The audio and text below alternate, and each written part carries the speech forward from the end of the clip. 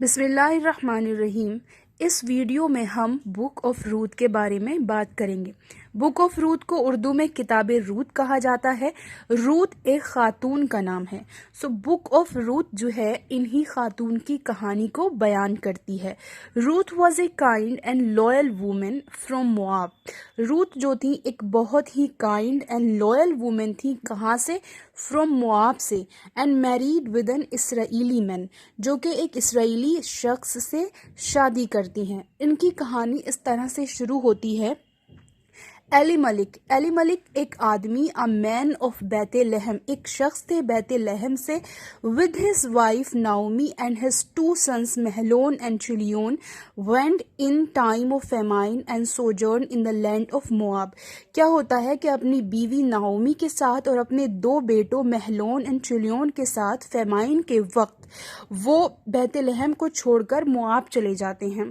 Their alley Malik died, جب وہ مواب جاتے ہیں تو ایلی ملک جو ہوتے ہیں یعنی دونوں بیٹوں کے جو والد ہوتے ہیں ان کا انتقال ہو جاتا ہے۔ And the two since married, اور جو ان کے دو بیٹے ہیں وہاں پر مواب میں شادی کرتے ہیں۔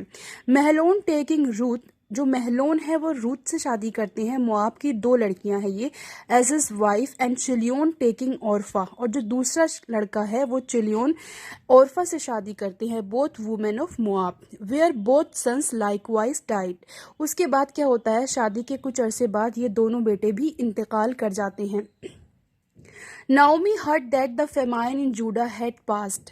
اب جو ناؤمی ہے وہ یہ سنتی ہیں کہ جو فیمائن تھا جوڈا میں وہ ختم ہو گیا ہے، and determine to return home, اور وہ مطلب پھر ارادہ کرتی ہیں بیت لحم کو واپسی کا۔ Ruth in spite of the dissuasion of Naomi, یعنی اس کے بعد کیا ہوتا ہے کہ روت جو ہوتی ہیں وہ ناؤمی جو کہتی ہیں ان سے کہ اب تم لوگ جو ہو تم دونوں اپنے گھر واپس چلی جاؤ، اپنی ماؤں کے گھر، اور تم اپنی دوسری زندگی کی شروعات کرو۔ لیکن روت جو ہے وہ ناؤمی کے اس کہنے کو ماننے سے منع کر دیتی ہیں۔ اکمپینڈ her mother in law to بیت لحم، اور وہ اپنی ساس کے ساتھ اپنے شوہر کی ماں کے ساتھ جو ہے بیت لحم جاتی ہیں۔ سو از روت ببلیکل کیریکٹر، تو اب پتہ چلتا ہے کہ روت جو ہے وہ ببلیکل کیریکٹر ہیں۔ A woman who after being widowed remains with her husband's mother، جو کہ بیوہ ہونے کے باوجود بھی اپنے گھر جانے سے منع کر دیتی ہیں اور وہ اپنی ہسبینڈ کی ماں کے ساتھ رہنا پسند کرتی ہیں۔ That is the reason this book known as book of Ruth, یہی وجہ ہے کہ یہ جو بک ہے اس کو بک آف روت کے نام سے جانا جاتا ہے۔ جیسے کہ میں نے بتایا کہ Naomi plans to return to her native Bethlehem and urge hers daughter in law to return to their families. Orpah does so, جو دوسری بیوی ہوتی ہے عورفہ، وہ جو ہے وہ چلی جاتی ہیں۔ وہ بھی پہلے اصرار کرتی ہیں کہ نہیں جائیں گی وہ، لیکن ان کی جو ساس ہیں ناؤمی وہ ان کو اصرار کر کے بھیج دیتی ہیں، لیکن وہ روت کو اس بات پر نہیں منوا پاتی ہیں اور روت جو ہیں وہ انہی کے ساتھ رہتی ہیں۔ بٹ روت ریفیوزز ٹو لیو ناؤمی، وہ منع کر دیتی ہیں کہ وہ اپنی ساس کو ان برے حالات میں چھوڑ کر واپس اپنے گھر جا کر اپنی دوسری زندگی کی شروعات کریں۔ سو وہ کیا کہتی ہیں، where you go I will go, where you lodge I will lodge, your people shall be my people and your God my God, where you die I will die, there will I be buried۔ Ruth accompanies Naomi to Bethlehem and later marries Boaz۔ اب یہ جو دونوں ہیں وہ بیت لحم چلی جاتی ہیں اور پھر کچھ ایسا ہوتا ہے کہ ان کی روت ان کی ساس کے کہنے پر بواز سے شادی کرتی ہیں۔ A distant relative of her late father-in-law, she is a symbol of abiding loyalty and devotion۔ یہی کتاب روت کی کہانی ہے۔ روت کی جو کہانی ہے کتاب روت میں اس طرح سے بیان ہوئی ہے کہ ان دنوں جب قاضی قوم کی رہنمائی کیا کرتے تھے تو اسرائیل میں کال پڑا۔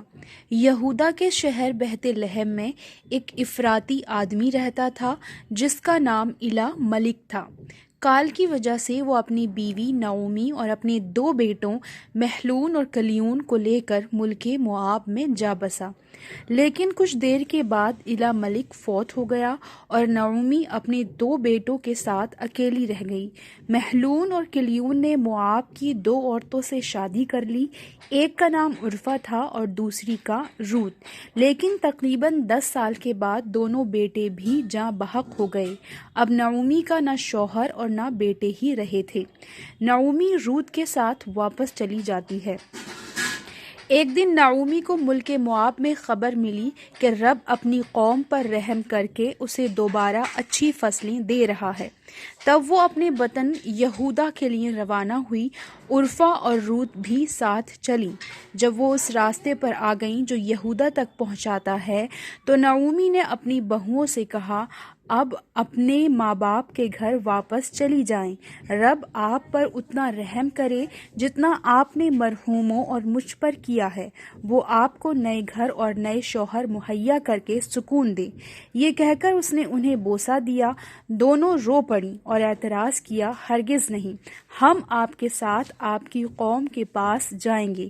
لیکن نعومی نے اصرار کیا، بیٹیوں بس کریں اور اپنے اپنے گھر واپس چلی جائیں۔ اب میرے ساتھ جانے کا کیا فائدہ؟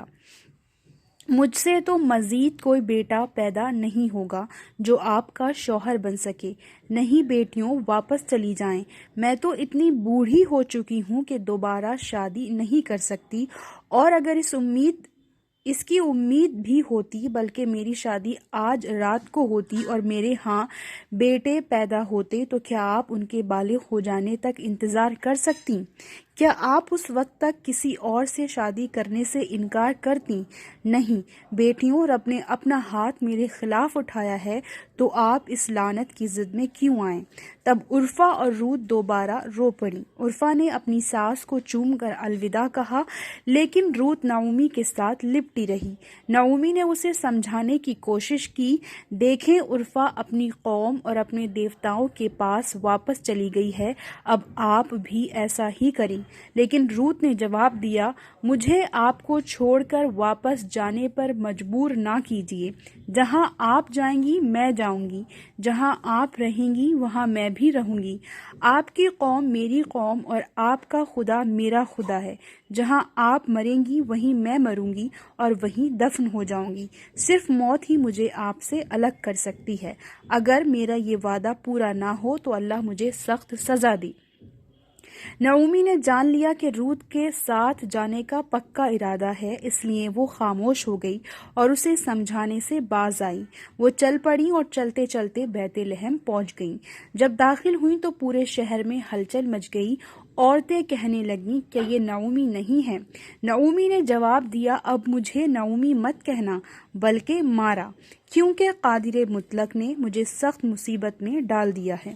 یہاں سے جاتے وقت میرے ہاتھ بھرے ہوئے تھے، لیکن اب رب مجھے خالی ہاتھ واپس لے آیا ہے، چنانچہ مجھے نعومی مت کہنا۔ رب نے خود میرے خلاف گواہی دی ہے، قادر مطلق نے مجھے اس مصیبت میں ڈالا ہے۔ جب نعومی اپنی موابی بہو کے ساتھ بیت لحم پہنچی تو جو کی فصل کی کٹائی شروع ہو چکی تھی۔